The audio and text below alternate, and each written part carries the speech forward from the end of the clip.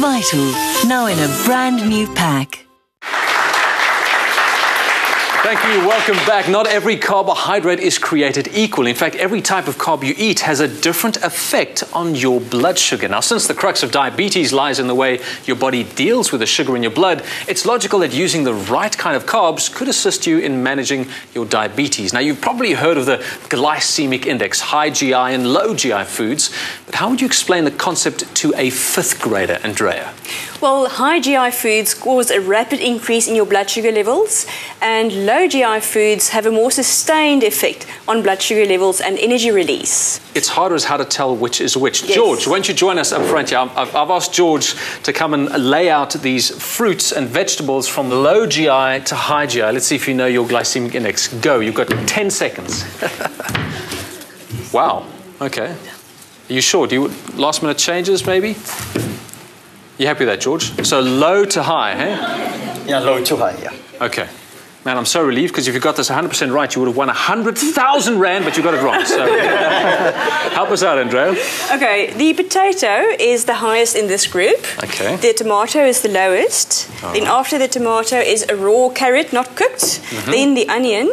Then it's the corn, the mealie, and the sweet potato. What is this? And then that's a parsnip. A parsnip, I knew that. Yes. Yeah. The banana, and then the potato. Brilliant. George, thank you for playing. Sorry, man, not this time, maybe next time. Let's give George a round of applause. Well done. You did that quickly, you know. You know, a new study published in the Journal of the American Medical Association showed that people with type 2 diabetes who ate a low glycemic index diet had greater blood sugar control and fewer heart disease risk factors than those who followed another eating plan. So we know for a fact that low GI foods are good for blood sugar control, for sustained energy and feeling fuller for longer. But the question is, how do we know what's low and what's high? If you look at carbohydrate foods, it's difficult to guess. And therefore, we've got the Glycemic Index Foundation website. You can go and look up values there.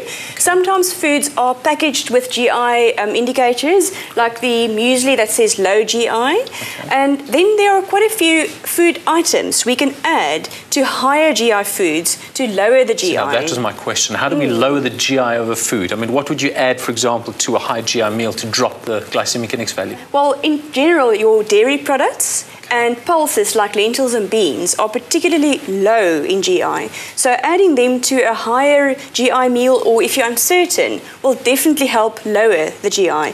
Oat bran is also a good one, and then different types of cheeses. Brilliant. Andrea, I want to talk about the potato. Now, South Africans love potatoes, but they're often described as tantamount to having a glucose drip in your vein.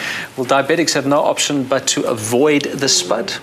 Well, you know, the poor potato has such a bad reputation. Yeah. So I want to say that diabetics should not feel that they have to avoid potatoes. There are ways that you can prepare a potato and reduce the glycemic index by particularly adding these types of foods. All right, so which is what you've obviously done here. Yes, you've got a baked potato with ricotta cheese and a big blob of pesto. That looks so delicious. The fat and the protein from the pesto and the cheese will reduce it. Here you've got mashed potato for the adventurous. You take 2 parts potato, 1 part butter beans, without that sweet and creamy dressing that you find in a tin.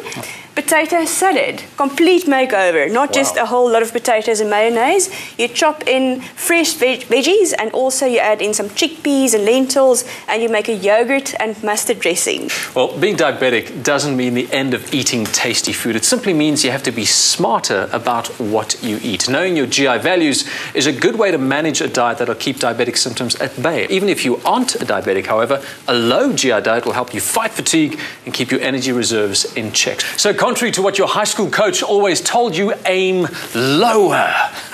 You know, apparently Justine has created a diabetic-friendly creme brulee. Andrea, I've got to see it to believe it. I've got to taste that. Vital, now in a brand new pack.